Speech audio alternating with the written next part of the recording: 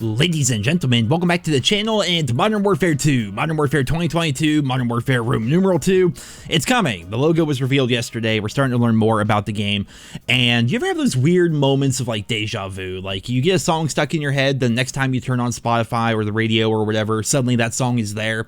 Or you'll be thinking about an episode of a TV show, you turn on the TV later and that exact same episode is on. Well, today I planned on making a video about Warzone and kind of a buyer beware for Warzone and all the cosmetics within COD. And then suddenly this news article came out, which was really odd to me, and it's something that I feel as though needs to be discussed because it's something that Activision Blizzard hasn't really been talking about a whole lot, and it's something that is going to be quite the wake-up call for probably millions of players out there because, again, it's something that's not really being talked about or really being put at the forefront. So over the course of the past couple of years, everything that you do in COD matters because of Warzone, essentially, right? Any camos you get, you can use in Warzone. Any guns and guns attachments you unlock, they can be used in Warzone. If you buy a bundle in a game like Modern Warfare 2019, that bundle is still relevant today within Warzone. Same is true of bundles and stuff in the shop for Black Ops Cold War and stuff that you can buy in Call of Duty Vanguard. Well, with Modern Warfare 2022, we'll call it for this video, that's not going to be the case because Warzone 2 is coming, and Warzone 2, for all intents and purposes, is planned to be an entirely clean slate, which means all the things that you've earned previously are going to be irrelevant in Warzone 2, and all the things that you've purchased previously are going to be irrelevant in Warzone 2. There was actually an interview today. It's one of the... I looked up information on this guy. I mean, I don't know too much about him besides the fact that he works on Warzone, but Activision's Josh Bridge said in an interview with the Washington Post that inventory carrying over to Warzone 2 is a technology decision, and for right now, Warzone is bloated, which there's no real denying that. Warzone is bloated with like 4 different kinds of AKs and all the camos and all the operators and skins and stuff like that. And as of right now, there's no clear official answer on this topic. So for the time being, fans out there, millions of them I'm sure, are purchasing things within the Call of Duty store, using it in Warzone and thinking, well, that was a good purchase, right? It's going to be relevant for a long time because Warzone's never going to end. Well, Warzone 2 is not going to be like Overwatch 2. I recently got into the Overwatch 2 beta, and as you guys can see here, stuff that you got in Overwatch 1 is relevant in Overwatch 2. Like, all the skins are still there. If you played enough competitive and got gold weapons for particular characters, that stuff is still going to be relevant. It's going to carry over into Overwatch 2.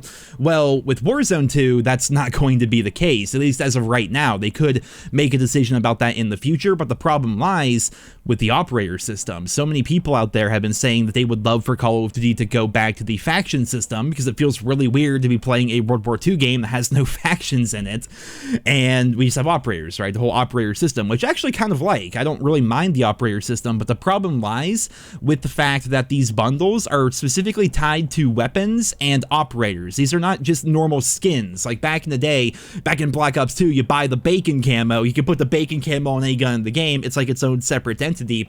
Well, nowadays, whenever you get like a camo or a mastercraft or a blueprint or whatever, that is tied to, say, the STG in Vanguard, or it's tied to the MP5 in Modern Warfare 2019, or the 74U in Cold War, right? These different variants of these weapons are tied specifically to the weapons, and the skins themselves are also tied to those particular operators. Even the brand integrations, right? If you bought like the Texas Chainsaw Massacre skin or the Scream skin or anything like that, once again, those are tied to particular operators within the game, and therefore, right now anyway, that's not going to carry over into Warzone 2. So I suppose the focus of this video is buyer beware. I mean, I'm obviously someone that doesn't really buy things from the shop. I don't really promote people buying things from the Call of Duty shop because typically that stuff is irrelevant in 1 year's time if you're just playing multiplayer.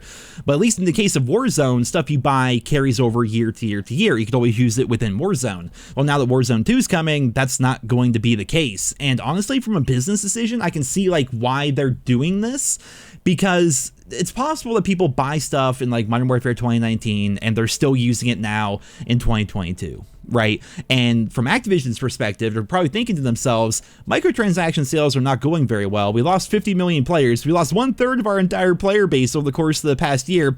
How can we get people that are currently still playing the game to invest more money back into it? And what better way than do a full clean slate where everything that they earned and everything that they bought previously is now just poof, gone. And now they have to repurchase things with Modern Warfare 2022 and the games that come out after that.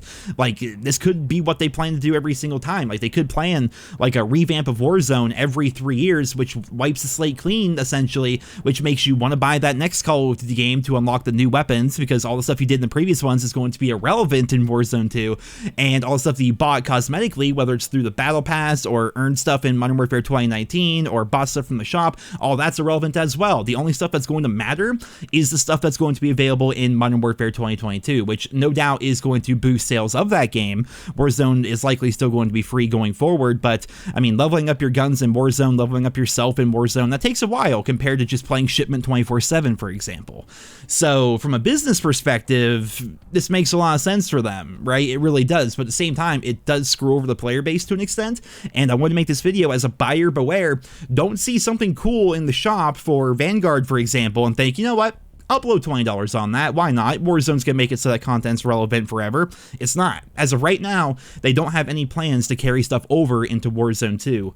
And up until now, they haven't even mentioned anything in regards to that. So definitely an interesting story. I'll definitely keep you guys posted as we learn more. It's possible that they're going to somehow figure a way around this, but like they mentioned, Warzone is bloated. The way that they implement every single weapon from every single game and all the camos and all the operators and all the skins and all the everything, it's bloated for sure. Having a clean slate kind of sounds nice, but at the same time, it does screw over the people that decided to purchase things in the past, and I would hate to see people buying things now so they can use it in Warzone, not realizing that that content is going to go away when Warzone 2 comes out. So definitely something I wanted to make a video on here today. I hope you all enjoyed it. Definitely more people should make this clear for everybody. Activision themselves obviously should be making this a lot more clear for everybody, but then again, I'm not even sure they know exactly how they're going to be implementing Warzone 2 and how it's going to tie into everything else. I mean, like I said, things are bloated, but it doesn't mean that they should be taking away the stuff that people purchased.